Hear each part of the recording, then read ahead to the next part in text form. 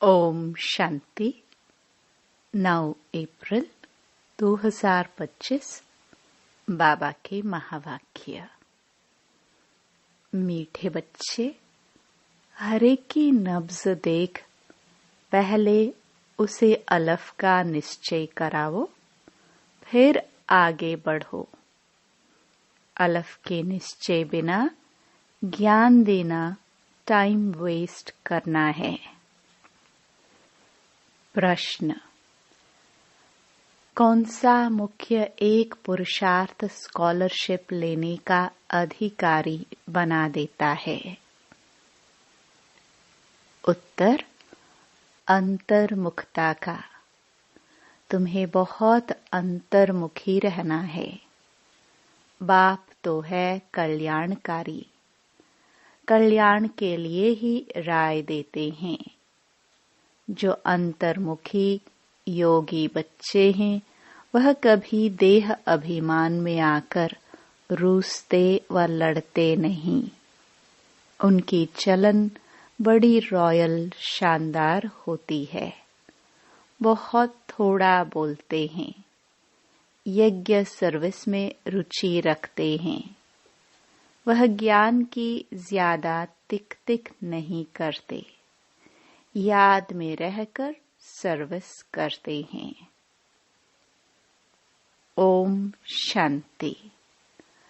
अक्सर करके देखा जाता है, प्रदर्शनी सर्विस के समाचार भी आते हैं, तो मूल बात जो बाप के पहचान की है, उस पर पूरा निश्चय न बिठाने से बाकी जो कुछ समझाते रहते हैं, वह कोई की बुद्धि में बैठना मुश्किल है। भल अच्छा अच्छा कहते हैं, परंतु बाप की पहचान नहीं। पहले तो बाप की पहचान हो। बाप के महावाक्य हैं, मुझे याद करो, मैं ही पतित पावन हूँ। मुझे याद करने से तुम पतित से पावन बन जाएंगे। यह है मुख्य बात। भगवान एक है, वही पतित पावन है, ज्ञान का सागर, सुख का सागर है, वही ऊंच ते ऊंच है। यह निश्चय हो जाए तो फिर भक्ति के जो शास्त्र, वेद अथवा गीता, भागवत है, सब खंडन हो जाए। भगवान तो खुद कहते हैं, यह मैंने नहीं सुनाया है। मेरा ज्ञान शास्त्रों में नहीं है, वह है भक्ति मार्ग का ज्ञान। मैं तो ज्ञान दे सद्गति करके चला जाता हूँ, फिर यह ज्ञान प्राय लोप हो जाता है। ज्ञान की प्रारब्ध पूरी होने के बाद फिर भक्ति मार्ग शुरू होता है। जब बाप का निश्चय बैठे तो समझे भगवानुवाच। यह भक्ति मार्ग के शास्त्र है। ज्ञान और भक्ति आधा आधा चलती है। भगवान जब आते हैं तो अपना परिचय देते हैं। मैं कहता हूँ 5000 वर्ष का कल्प है। मैं तो ब्रह्मा मुख से समझा रहा हूँ। तो पहली मुख्य बात बुद्धि में बिठानी है कि भगवान कौन है। यह बात जब तक बुद्धि में नहीं बैठी है, तब तक और कुछ भी समझाने से कुछ असर नहीं होगा। सारी मेहनत ही इस बात में है। बाप आते ही हैं कब्र से जगाने। शास्त्र आदि पढ़ने से तो नहीं जगेंगे। परम आत्मा है ज्योतिष स्वरूप, तो उनके बच्चे भी ज्योतिष स्वरूप है। परंतु तुम बच्चों की आत्मा पतित बनी है, जिस कारण ज्योति बुझ गई है, तमो प्रधान हो गई है।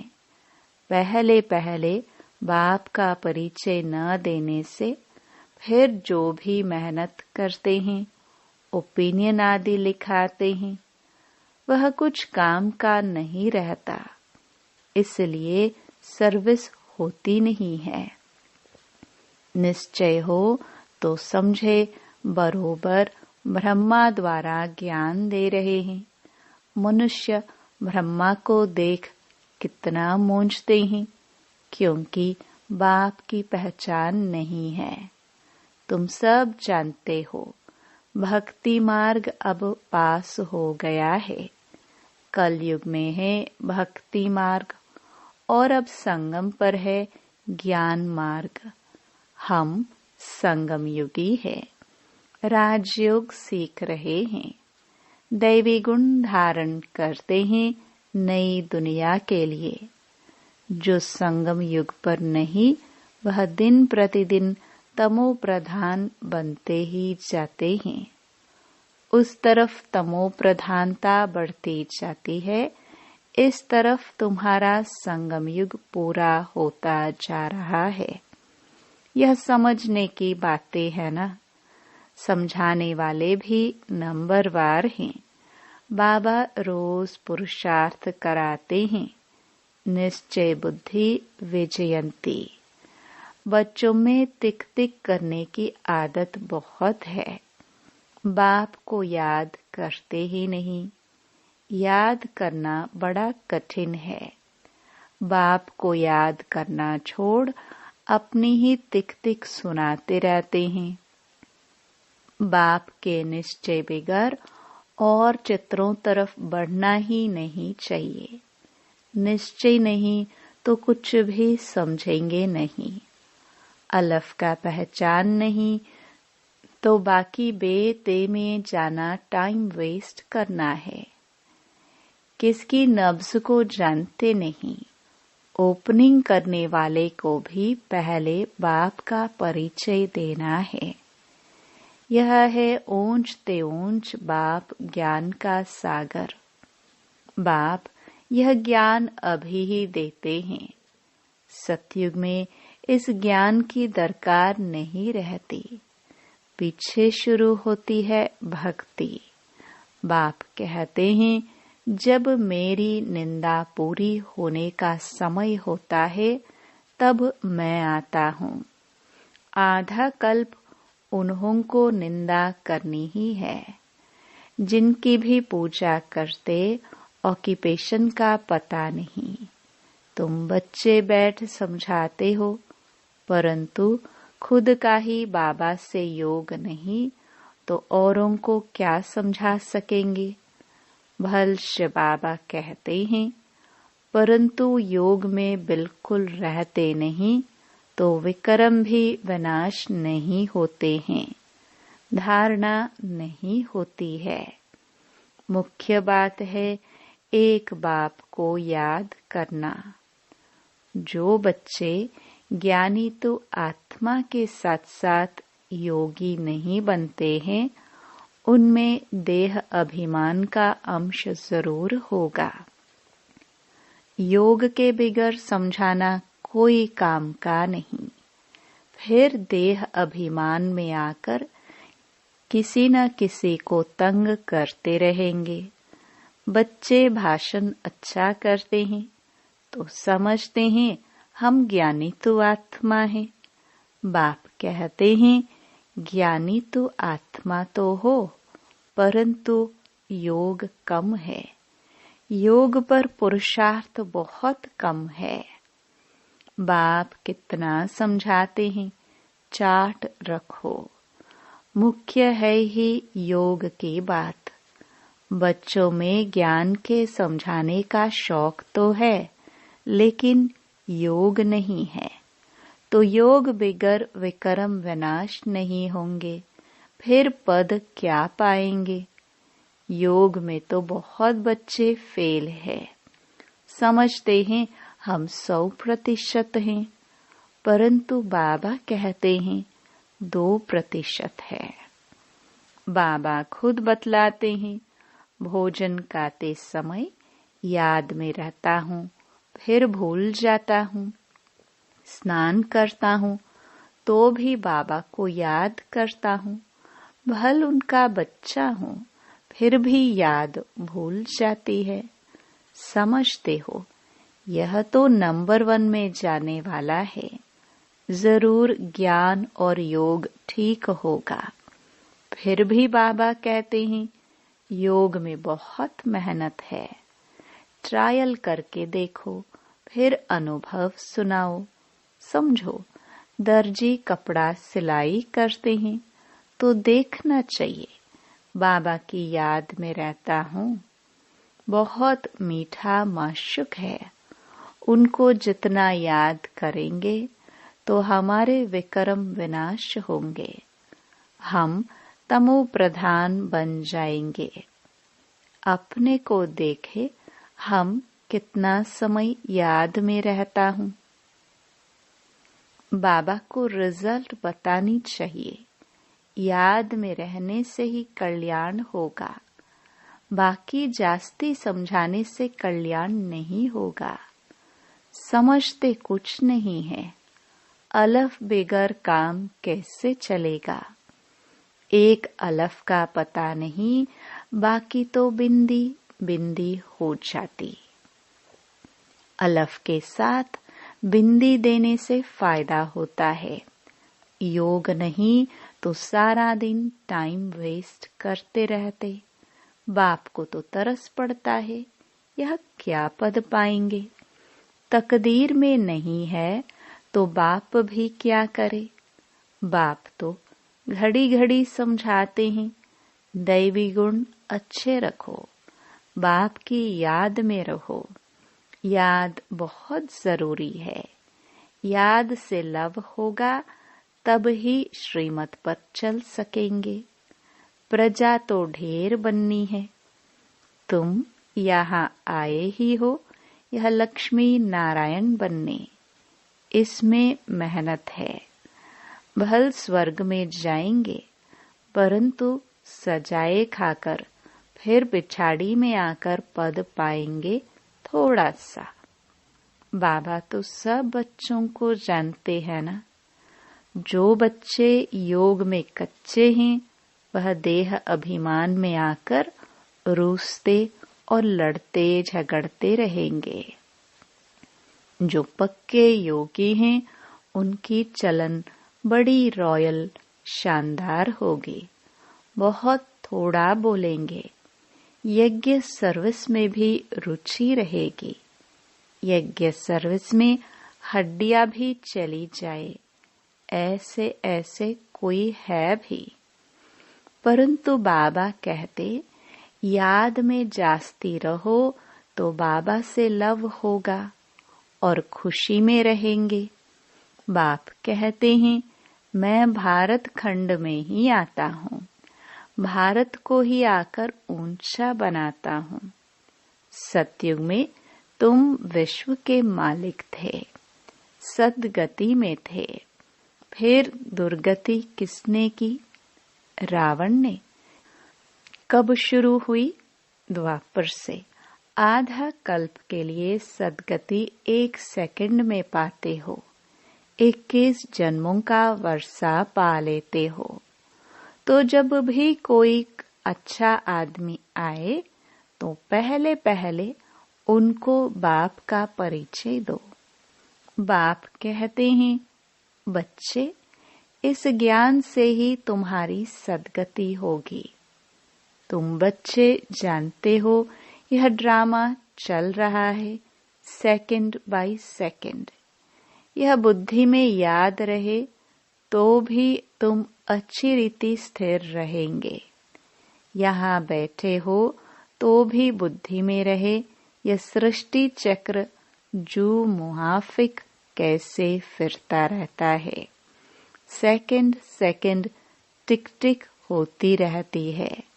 ड्रामानुसार ही सारा पाठ बज रहा है। 1 सेकंड पास हुआ, खत्म। रोल होता जाता है। बहुत आहिस्ते आहिस्ते फिरता है। यह है बेहद का ड्रामा। बूढ़े आदि जो हैं उनकी बुद्धि में यह बातें बैठ न सके, ज्ञान भी बैठ न सके, योग भी नहीं, फिर भी बच्चे तो हैं। हाँ, सर्विस करने वालों का पद ऊंच है, बाकी का कम पद होगा। यह पक्का ख्याल रखो। यह बेहद का ड्रामा है, चक्र फिरता रहता है, जैसे रिकॉर्ड फिरता रहता है ना। हमारी आत्मा में भी ऐसे रिकॉर्ड भरा हुआ है। छोटी आत्मा में इतना सारा पाठ भरा हुआ है। इनको ही कुदरत कहा जाता है। देखने में तो कुछ भी नहीं आता है, यह समझ की बातें हैं। मोटी बुद्धि वाले समझ न सके। इनमें हम जो बोलते जाते हैं, टाइम पास होता जाता, फिर 5000 वर्ष बाद रिपीट होगा। ऐसी समझ कोई के पास नहीं। जो महारथी होंगे वह घड़ी घड़ी इन बातों पर ध्यान देकर समझाते रहेंगे। इसलिए बाबा कहते हैं, पहले पहले तो गांठ बांधो बाप के याद की। बाप कहते हैं, मुझे याद करो। आत्मा को अब घर जाना है। देह के सब संबंध छोड़ देने हैं। जितना हो सके बाप को याद करते रहो। यह पुरुषार्थ है गुप्त। बाबा राय देते हैं, परिचय भी बाप का ही दो।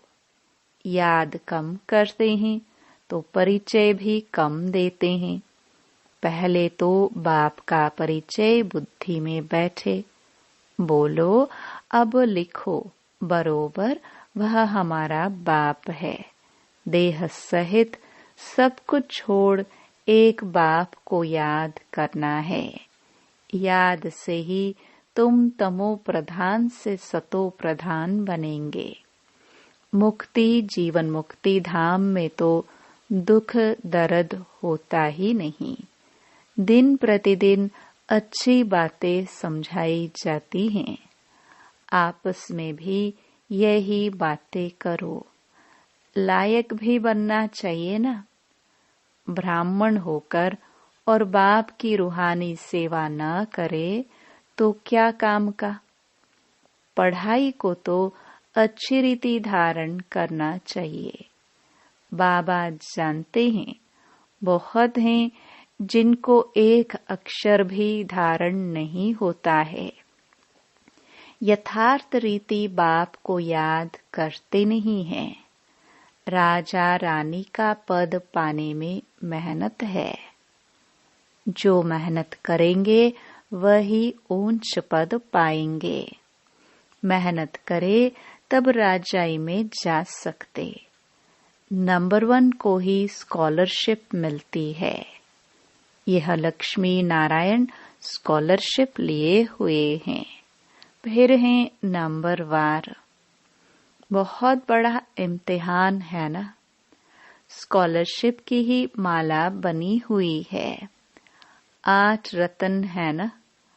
8 हैं, फिर है 100, फिर है 16,000। तो कितना पुरुषार्थ करना चाहिए माला में पिरोने लिए। अंतर्मुखी रहने का पुरुषार्थ करने से स्कॉलरशिप लेने के अधिकारी बन जाएंगे। तुम्हें बहुत अंतर्मुखी रहना है। बाप तो है कल्याणकारी, तो कल्याण के लिए ही राय देते हैं। कल्याण तो सारी दुनिया का होना है, परंतु नंबरवार है। तुम यहाँ बाप के पास पढ़ने लिए आए हो।